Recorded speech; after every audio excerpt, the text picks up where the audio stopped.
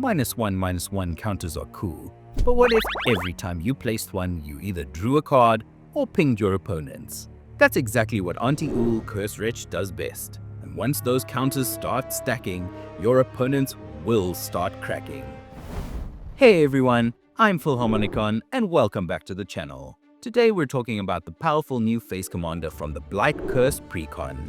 But this is not just an upgrade guide, this is a full synergistic rebuild. This commander brings a completely new outlook on the -1/-1 counter strategy. Instead of just shrinking boards, she turns counters into card advantage, damage, and a win con. It's Auntie Ool Cursewretch. And if you love withering away the board by spreading -1/-1 counters, drawing cards when they land on your creatures, and pinging opponents when they land on theirs, this deck is for you. Auntie Ool is a 4/4 Goblin Warlock for 4 mana, 1 colorless and Jund colors. She has 2 key abilities. Firstly, she has Ward Blight 2. That means whenever an opponent targets Auntie Ool, they have to put 2 -1/-1 counters on a creature they control. Not only does that weaken their board, it also triggers Auntie's second ability. And that second ability is the engine of the deck. Whenever one or more -1/-1 counters are put on a creature, draw a card if you control that creature, and if you don't, its controller loses 1 life. So, every counter you place is doing work. Counters on your creatures, you're drawing cards. Counters on their creatures, opponents bleed out. Even your opponents trying to remove Auntie ends up hurting themselves. The overall game plan is pretty straightforward. First, we start spreading -1/-1 counters early and often. Then, we control the board through repeatable counter placement and proliferation. And finally, we win either by slowly pinging our opponents out with Auntie Ool, or simply by swinging into an empty board after everything else has withered away. This deck doesn't need explosive combo turns. It wins through pressure, inevitability, and value. These are the cards that get the ball rolling. The Reaper, King No More, is the precon's alternate commander. And honestly, he's kind of insane here. On ETB, he places 2 -1/-1 counters anywhere you want. Then, whenever an enemy creature dies, you get to bring it back under your control. That's removal and theft rolled into one. Everlasting Torment is absurd. Every single source of damage now has Wither. Creatures trading, that's counters. Chump blocks, more counters. It also shuts off life gain and damage prevention. Village Pillagers has Wither and pings all enemy creatures for 1. That's 1 -1/-1 counter per creature, and a ton of Auntie triggers. Grim Puppet enters with 3 counters you can move around. You can also keep stacking counters onto it and redistribute them later, which makes it incredibly flexible. Carnifex Demon does the same thing, but on a much scarier scale. Removing a counter from it puts a -1/-1 counter on every other creature. Soul Snuffers puts a -1/-1 counter on every creature on ETB, while Darkness Descends ramps that up by placing 2 on each creature. Midnight Banshee slowly grinds non-black boards down by placing counters on every upkeep. Persistent Constrictor pings opponents on their upkeep and lets you add counters to their creatures at the same time. Skin Render is clean, efficient interaction. 3 -1/-1 counters on ETB lets you either outright kill a small creature or seriously cripple a larger threat while triggering Auntie. Incremental Blight is one of the most flexible spells that adds counters. One creature gets 1 counter, another gets 2, and a third gets 3, spreading value and pressure exactly where you need it. Blowfly Infestation keeps the counters flowing. When a creature with a -1/-1 counter dies, you immediately place another counter somewhere else, which could start a chain reaction. Glistening Oil is slow but relentless. It guarantees a -1/-1 counter every turn, and when the creature finally dies, the oil comes right back to your hand. These cards don't place counters themselves, but they love when counters are around.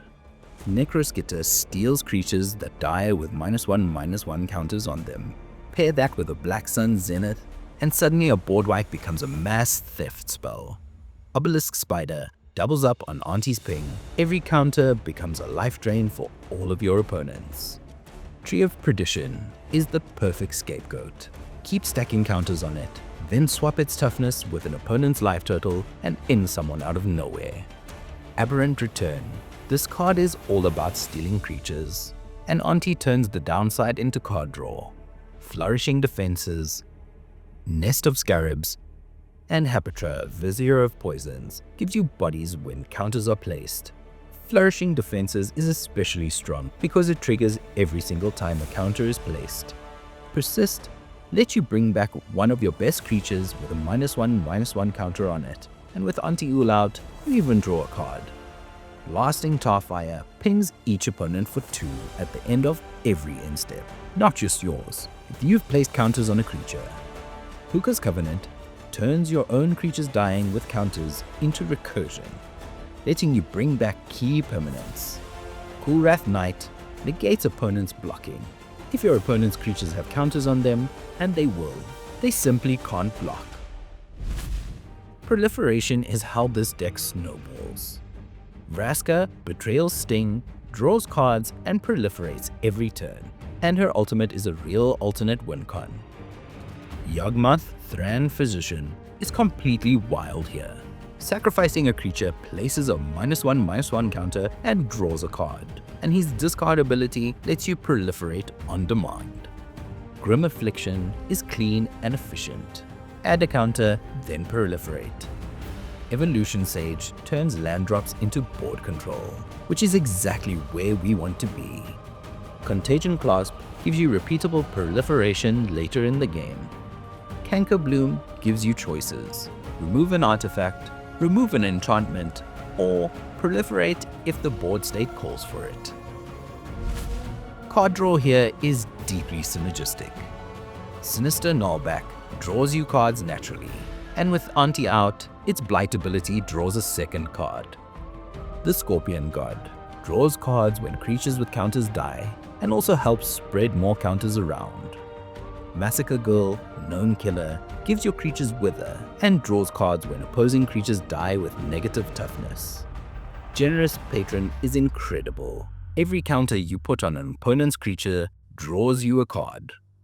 Eveningtide Shadow lets you remove counters from any permanent, draws cards, and you lose some life, which is a great conversion tool. Dusk Urchins is the perfect dumping ground for counters on your side of the board. When it dies, you draw cards equal to the number of -1/-1 counters on it. Shadow Urchin gives you impulse draw when one of your creatures with counters dies. Oft-Nabbed Goat adds a bit of politics. Opponents can add counters to it, but when it finally dies, you could draw a huge burst of cards. Creature removal is never a problem here, but we still need to cover our other bases. Atomize removes any non-land permanent and proliferates. Crumbling Ashes destroys a creature with a -1/-1 counter on it every single turn.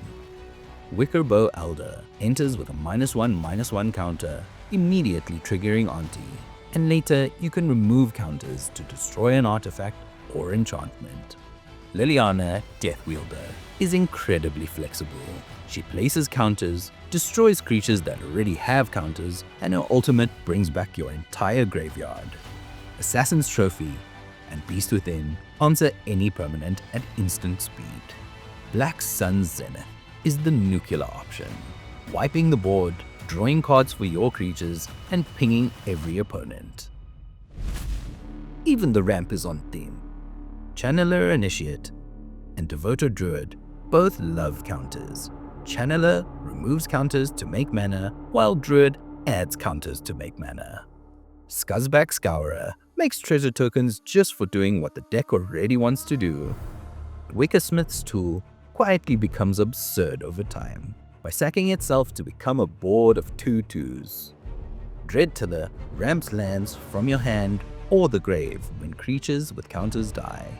And of course, Ignoble Hierarch, Nature's Law, 3 Visits, Farseek, and Arcane Signet smooth everything out early. Here are a few lands that really shine. Nesting Grounds moves counters whenever you need them. Ifnir Dreadlands converts deserts into -1/-1 counters. And Khan's Bastion gives you repeatable proliferation in the late game. Auntie Ool is strong.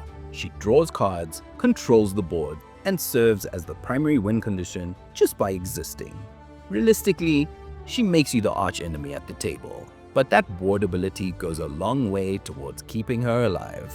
The deck can function without her, but when Auntie is on the board, everything accelerates. Cards flow, life totals tick down, and opponents slowly realize they're running out of time. Thanks so much for watching. If you enjoyed this breakdown, please leave a like, drop a comment, and subscribe for more. And if you're picking up any of these cards, consider using my TCG Player affiliate link down below. And until next time, may all your opponent's creatures be swarmed by -1/-1 counters.